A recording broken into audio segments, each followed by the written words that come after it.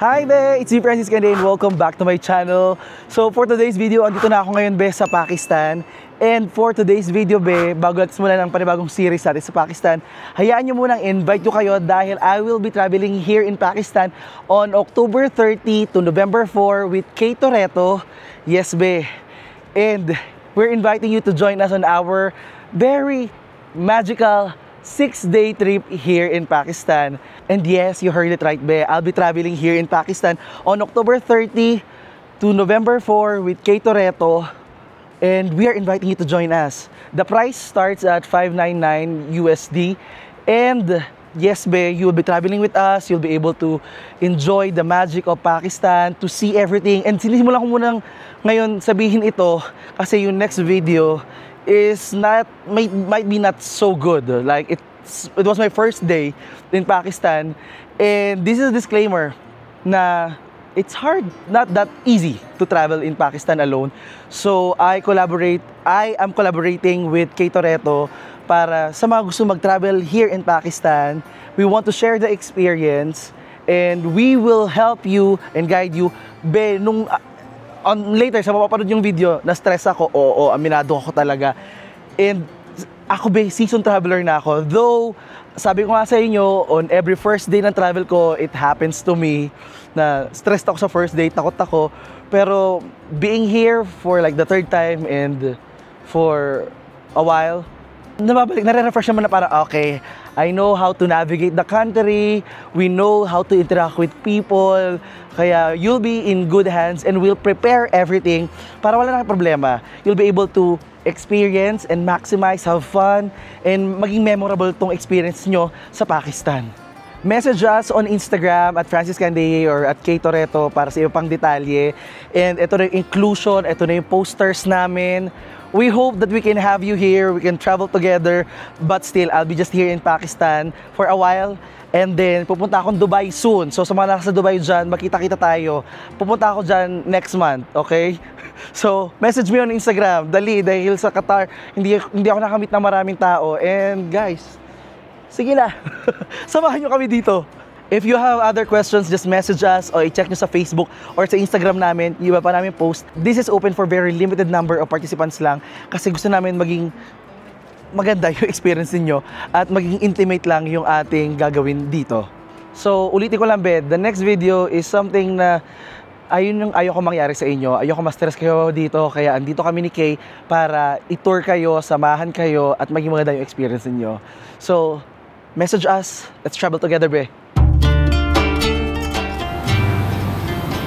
So, ayan ngayon, guys. Mag-board na tayo ngayon sa ating flight papunta Pakistan. Ito na to, guys. Let's do this.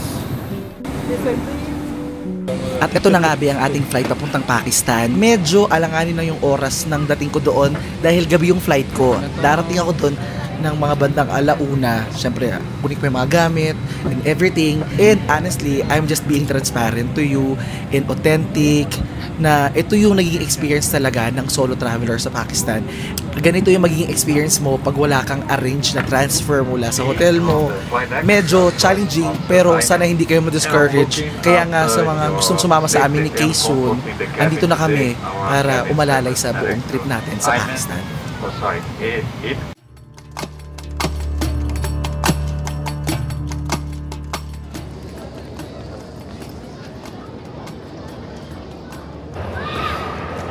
Guys, ako ay kinakabahan.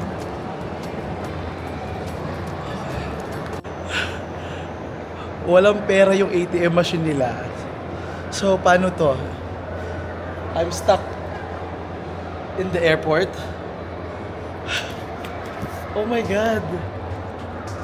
This is harder than I thought. Mas mahirap to, guys, sa mga unang nag-i-experience ko. Oh my God. Hindi ko lang sila nakapwesto dito sa airport nila.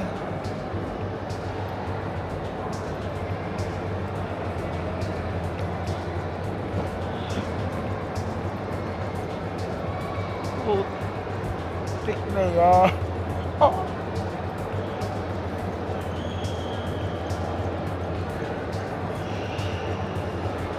Wait, paano to?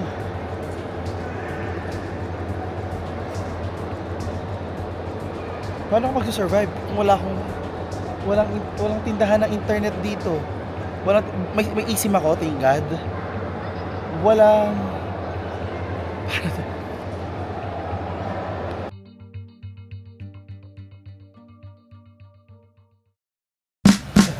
Mga kapamilya, kamusta na mga behay? Hi, hello, nice to meet you. Nice meeting you. Maganda naman. Hi, Baya. Kamusta? Okay, ayan. Diyan ka sa harap. Okay. Go! Uy, grabe na pala. Ito lang yung namin. Hindi lang. Sit with me. Hi, how are you? Fine. Sorry na. Mag-adjust na kami. Sorry. Hindi ngayon lang naman. Dapat ikaw na dito sa harap, babe. Hindi, malaki kami. Papasukin mo na. No. It's okay, it's near. It's near over here. It's near. Chalo. थोड़ा सा सफर है Okay. I just for you. उतनी देर क्यों लगा रहे हो Guys, bagay yung address nila dito sa likod. Sorry, naginawa ko na kay sardinas dyan sa likod. Okay lang. Kamusta naman kayo? Diyos ko. Ganun pa rin. Sunog kami. Isa-isa, kayo muna kwento, go. Kamusta? Saan na kayo nakaikot? Doon lang sa SWAT. Bangli. Kamusta ang area, view? malaki kasi ang maganda. सोब्रंग गंदा Tsaka pagod ka lang talaga sa travel kasi malalayo. 3 hours. Ganun. Pagoda. Kaya kinaya. First time din namin. Akala namin bawal ang mga ganito sa amin, diba? Pwede. Kaya maraming nagtatanong sa amin. So, ay paano ba ang visa? Gising mo lang. देखिए दो रेस्टोरेंट है अगर Babe, तो maghapon akong आपने tulog rooftop पे kasi जाना है ना hindi talaga ako dyan helipad के साथ जो है जी वो hindi 5000 talaga का hotel. उसका एंट्री है Kaso, और वहाँ पे खाना और शीशा मीशा कर लेना वो सेपरेट है 5000 की hirap na hirap entry naman ako sa ano, sa ऊपर Kuala जाएंगे Lumpur na may hotel. वो Mamaya अगर kwento आपने ko yung दूसरे traffic. रेस्टोरेंट में जाना है तो उसकी टिकट नहीं Antay, sabay. अच्छा उसमें आप ऑर्डर उस पे भी व्यू वगैरह तो आता है व्यू है वो भी Happy New Year dyan. आप उसमें कोई विंडो सीट ले लें So ayun guys, nandito tayo ngayon sa loob ng Centaurus Mall. Andito oy, ano muna ang pangalan nyo? Sabihin bilang kilala ko. Hi, I'm Juni. Hi, kumusta kayo? Galagala tayo. Welcome to Pakistan. Ay, sobrang daming kabayan guys. Dati naglalakad ako ng mag-isa, may namakyo pa sa likod ko. Oo. Hindi sa video lang naman, dyan sa camera. Alam mo naman sila, parang, uy, hi!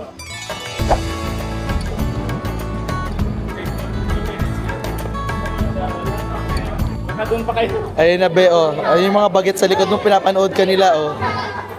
Ni hao. No, ni hao. Not ni hao. Nehi. Nehi, ni hao.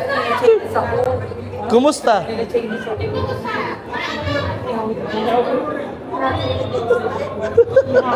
Ni hao pala kayo dito eh. Ano sinabihan niya? Nanay ka daw binisan chai. Bisan chai oh.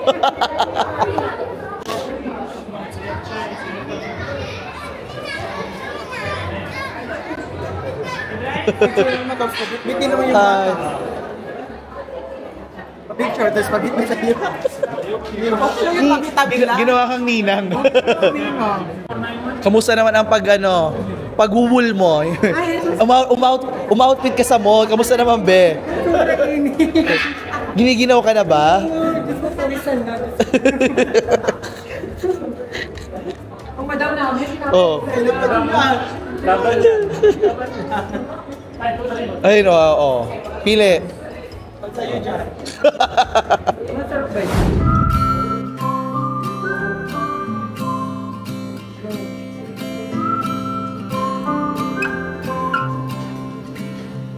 AM, right?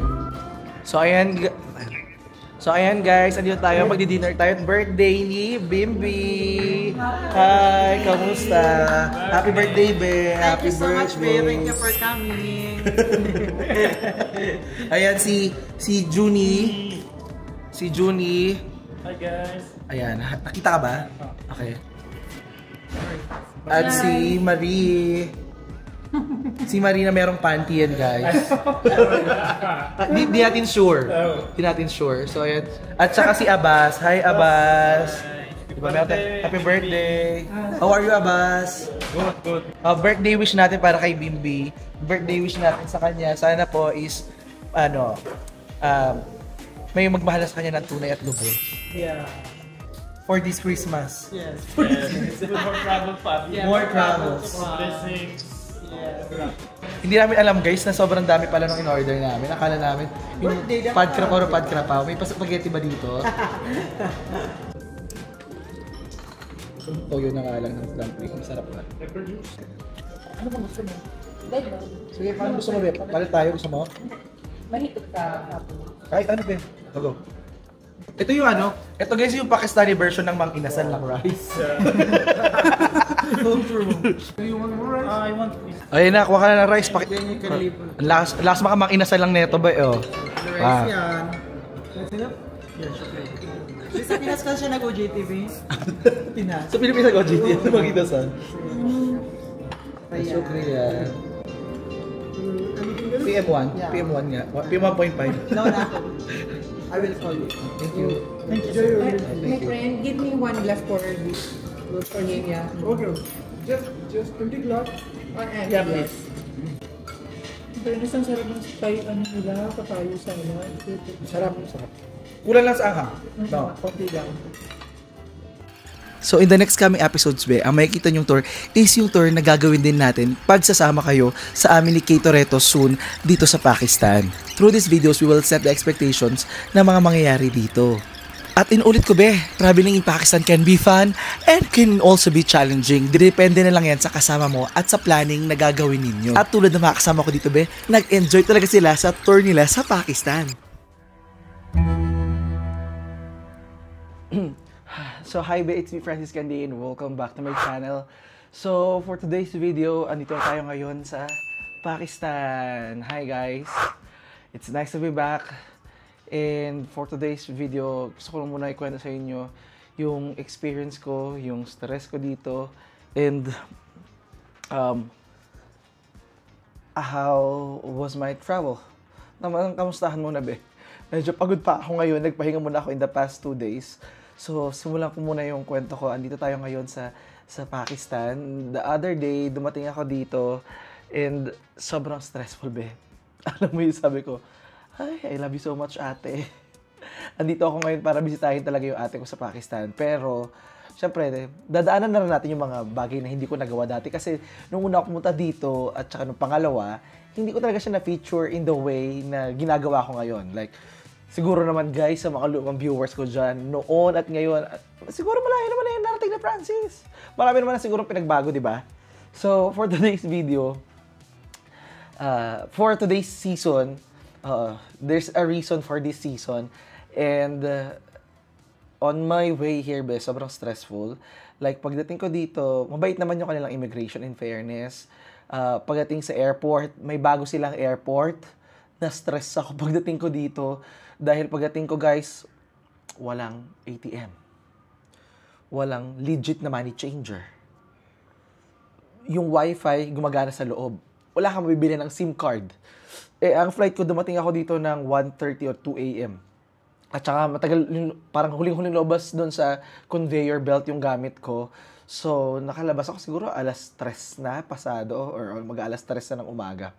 So, overwhelmed ako guys. Hindi muna ako nag-vlog kasi sabi ko, marami akong bitbit diba? Tsaka pag wala susundo sa akin, overwhelmed ako. Kahit this is my 3rd time dito, meron pa rin kaba. Alam mo yon. Alam mo naman, sa mga nakarating dito, yung itsura ng airport nila, pagdating mo, para kayo, sa baba yung arrival, diba? Tapos isang malaking ganyan, para nasa, theater ba ito? Ang daming taong sasalubong sa'yo. So, pagdating doon, naghanap ako ng ATM, walang ATM, walang money changer. Paglabas mo, nakalabas ka na ng arrival talaga, wala na wifi na makuha, mahina na guys. So luckily meron akong online SIM card, meron akong eSIM card, yun yung nagamit ko, pero sobrang hina ng internet, as in. Yung Yandex or Yango yung gamitin ko sana ng app para mag-book. Kaso, yun nga, wala akong cash. Alam mo yun? Meron akong cash na dollars. So, I ended up with kaliwaan. Kaliwaan ng mga tawag dito, yung colorum. Yung mga nakipag-usap na lang, nakipag-arregluhan na lang ako.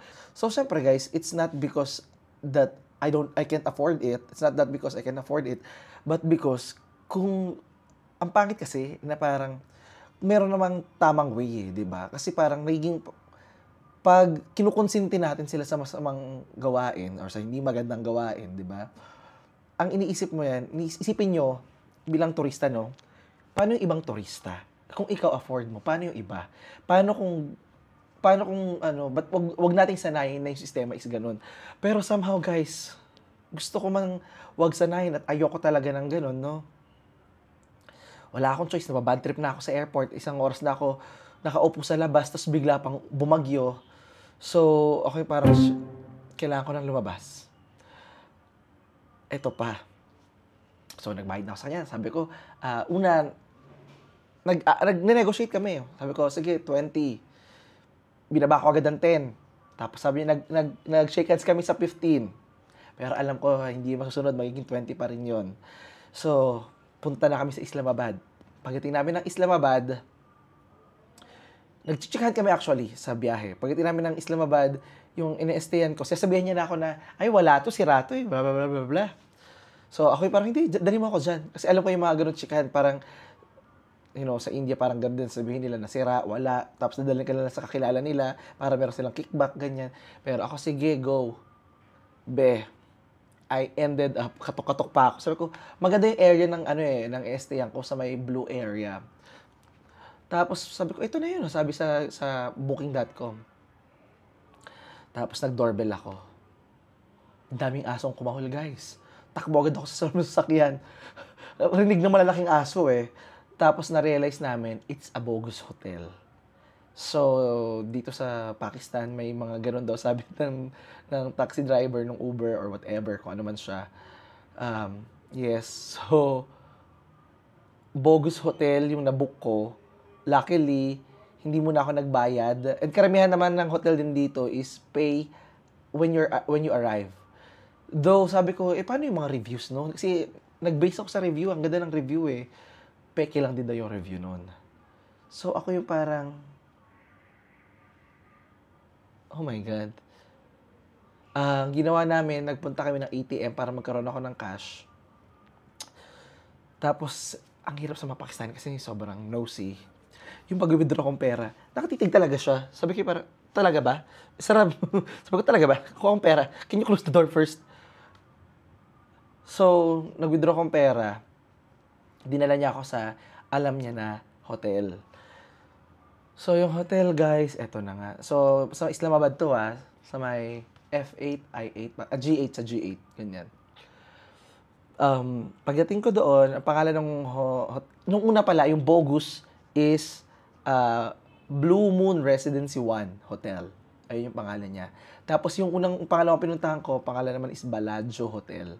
So, yung Bellagio Hotel, ang sinigil nila sa akin for 2 nights and half day. Like, early check-in lang, guys, no? So, hindi nila sa akin sinabi ang tunay na presyo.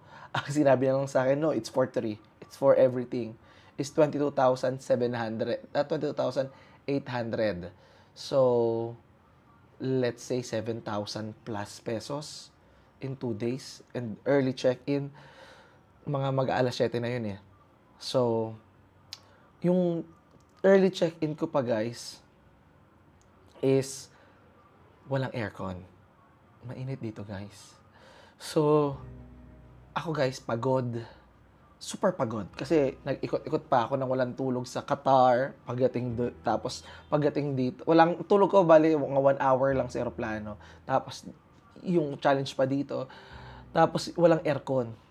Tapos, yung sa likod ng kwarto ko, yung pinaka-wall na glass, na may kortina, wala pala talaga siyang glass. Kortina lang. Tapos, ang katabi ko is yung kanilang pangalan nito, generator. Kasi walang kuryente. Tapos pupugak-pugak pa guys, kahit wala nang kuryente, biglang mamamatay yung ilaw, yung electric fan. Tapos yung sahig carpeted, yung carpet na parang alam mong marami ng pinagdaanan. Hindi ko na siya blinag talaga. Wala na talaga akong energy. Tapos, you know what to expect. Na-imagine nyo naman siguro. Like, it's not the best. Sinasabi ko to para sa mga pupunta dito at magkaroon kayo ng idea what can happen, ganyan. Na-frustrate ako. Kasi una, syempre, isisisihin ko na yung sarili ko na parang kailangan talaga dapat, pagpupunta ka dito, well-planned lahat. Yung from transfer, yung from transfer ng airport to your hotel, yung hotel na estiyan mo para maging safe, malinis, yung ganun. Na hindi naman sa pag-aano, beha, puro disclaimer ako dito. For the love. For the love. Gusto ko yung makita. Pero, yung tunog pa be ng so tutulog ako, di ba? Tapos yung tunog be nung generator, pakaramdam ko be, nasa basilan ako. Tug, tug, tug, tug, tug, tug, tug, tug, tug, tug, tug. Ako yung parang, ang ingay, ang hirap matulog, nakakapagod. Pero sabi ko, dead man na to. Pagod talaga ako, guys. Kailangan ko matulog. So, natulog ako. Mga alas 7, pero every hour kakatok sa akin yung yung receptionist. Magpapaliwanag siya kasi nawala na naman yung kuryente. Sabi ko, it's okay brother, just come back to me when the room is ready. I just want to sleep. So sleep muna ako. Pero hindi ako makatulog. Sa loob-loob ko, aalis na lang kaya ako kasi nagbayad na ako eh. Pero hindi, mas gusto ko umalis na eh. Pero napapagod ako guys, nakakapagod yung gamit ko. Sa mga na-meet ko along the way at alam kung gaano kabigat yung gamit ko, yung maleta ko is 25. Yung bag ko is like maybe 12 to 15, ganyan. So, ang bigat-bigat guys. So, okay, sige, titiisin ko na lang to. Kahit may mga nagtatakbuhang ipis sa kama ko guys, titiisin ko na lang to. So, mga alas 3. Nakalipat ako magto 12, tapos mag-aalas 3 nagkaroon ng aircon. So from 3, hindi ko lang alam anong oras ako nagising na, pero ayun, 3 PM nagkaroon na ng aircon. And for the most part, 3 PM nagkaroon aircon, lumabas ako. Tapos nakasama ko rin yung mga kabayan natin na bumisita dito sa Islamabad. Shoutout ulit kila Bimbi, kila Juni, at saka kay Maria. Tapos sa tour guide nila na si Abbas. Hi guys, thank you so much. And ayan, meron tayong mga Pilipino na magsasabi na it's safe and okay naman siya. Pagbalik ko after namin mag-hangout ng mga kabayan, thank you so much sa kanila. Mga alauna, no? Wala nang aircon, guys. Sabi ko, wala na naman tayong aircon. Tapos nag-work ako, guys. Bumalik yung aircon, mga 7:30 AM. Tapos, the day again na nagtrabaho lang uli ako, nagpahinga lang ako uli, kasi parang puyat pa rin, jet lag pa din ako. So, hindi ako lumabas uli. Trabaho lang, kailangan magtrabaho. Tapos, okay naman yung internet doon. In fairness, ayun yung okay sa kanila, yung internet. Kaso, on my second night, at 2 AM, may kumakatok, guys. Biglang may bumubukas na. Hindi kumakatok eh. Mayroong nag-ano ng pinto, may bumubukas ng pinto. So sabi ko, it's not good. It's not good. Tsaka nakakatakot kasi dun sa kanila, dahil wala man lang CCTV. Tapos madugyot talaga. Madumi. So, hindi naman ako super arte, no? Ako yung parang, basta naman guys, yung parang tolerable naman. Sabi ko nga, yung itsura nun is maganda tingnan. No? Maganda tingnan siya sa picture. Pero, yun yung maganda sa picture. Pero, alam mo yun, may mga taong ganun. Yung, ang pogi, pero marami kang i-complain kasi parang, mabaho pala. So, parang, madumi pala. Parang ganun. So, yung naano ko sa NSD ako na yun. So, inulit ko, siguro, sige na, maarte na ako. Ayoko lang talaga yung parang malapot-lapot na, malagkit-lagkit na carpet. Diba? Mahirap yun eh. Tapos yung bedsheet na naninilaw na parang, been there, done that. So, eto, ini-stayan ko, ang pangalan naman ito is Splendid Hotel Apartments. Dito naman ito sa may Rawalpindi. Ito rin yung ini-stayan ko nung una ko pumunta dito. And ito rin yung ini-stayan nila ate, tuwing darating sila sa Islamabad. Okay naman dito yung rooms nila. Okay naman. Depende yung rate din nila dito, guys. Ay, hindi yung in-stress ko, kaya rin ako umalis. Kasi, alam mo yung rate ng rooms nila, nung umpisa, di ba, parang 22.8 22,800 rupees. So, for 2 days and early check-in. Nung second day na, 9,000 na. So, okay, parang magkano ba talaga yung yung presyo? So, dito kasi guys, nag-iba-iba yung presyo pag foreigner ka. Na parang medyo nakaka-stress kasi ayoko talaga sa lahat yung dinadaya ako. Wala naman siguro lahat yung ginugoyo. At ayoko sa lahat yung aware ako na ginagaya ako at susunod ko. Parang, at the end, parang ang sakit. Basta merong siya sa akin pet peeve ko yun. Na parang maski sa akin, parang nasasaktan ako sa sarili ko na parang ano ba yan? Ba't ko to pinagbibigyan? So, nai-stress ako sa ganun. So, dahil hindi sila mapagkatiwalaan na doon, umalis na lang ako. Dito na lang ako lumipat. Dito kahit paano, okay naman, safe. Okay yung aircon, hindi po pugak-pugak. Ang problema ko lang is yung wifi. So, you can't really have it all. Malinis, maayos, tahimik. Pero, ang problema, wala namang wifi na maayos. So, para mapag-internet dito sa akin, kailangan ko pang tumambay doon sa may reception area. May din, pero at least, kahit na paano, selective lang naman yung time na kailangan ko ng internet pag may pag-usap ko sa family ko or sa jowa ko. And pag mag-upload ng video, which is parang almost all the time, kailangan ko ng internet. And, ayun guys, medyo, ngayon parang hindi pa rin ako nakakapagpahinga. Gusto ko muna magpahinga din. Hindi ko pa alam ano yung magiging tamang itinerary ko. Hindi pa ako nakakapagsulat ng anong schedule ko. At kailangan maging malinaw pa sa akin yon para magawa ko yung mga dapat kong gawin dito. Kasi, guys, on my travels, sometimes fast travelers ako. Meron din times na slow ako. Diba? Yung parang meron tak. Meron din yung parang, okay, hinga, relax, pagod ka, Francis. And mahirap mag-perform, mahirap magtrabaho, gumawa ng video, mag-shoot, mag-edit, manage ang everything pag walang pahinga. And guys, pag-pray nyo naman ako, I need a lot of courage. Kasi traveling in Pakistan is not for, it's not an easy travel destination. Especially kung DIY ka. Pero kung magtutour ka na parang pak, morning, meron kang kasama, afternoon, tanghali, okay naman. Okay naman. Basta may kasama ka, okay. Pero kung DIY, mag-isa, ikaw gagalaw ng lahat, ikaw mag-search, girl, be. So, kailangan lahat ng senses mo gising. Kahit antok na. Oo, di ba dapat ganun ba yung pagod ka pero that gising. Kailangan at alert. So, that's it for today's video. Sana meron kayong napulot. And magkakitaan na tayo. Konting live update lang muna yan, be, sa aking arrival dito sa Pakistan. It's gonna be a new adventure. I hope na mag-enjoy tayo. Please like, share, and follow. And subscribe to my channel. And sa channel din ng ate ko para soon makabalik siya. Inshallah. Oh, di ba? Welcome back talaga sa Pakistan. Ay, inshallah na tayo. So, hanggang next time, be, i-follow mo ako sa social media accounts at Francis Candier. At syempre, huwag mong kalimutan, beng, i-follow din ako sa aking, sa Facebook at Francis Candier. I-like mo itong video. At syempre, kung nag-enjoy ka at meron ka natututunan, sabi nyo lagi sa mga videos ko, si Francis talaga napakagaling. Binubola nyo ako lagi. Share nyo naman to. Eh kung i-share nyo kaya, bola kayo dyan. Share nyo. Hanggang next time, be. Bye-bye. Thank you so much. Mwah. Ako pa rin si Francis Candier, nagpapaala. Don't forget to love yourself like someone you want to love because, be, you deserve that kind of love.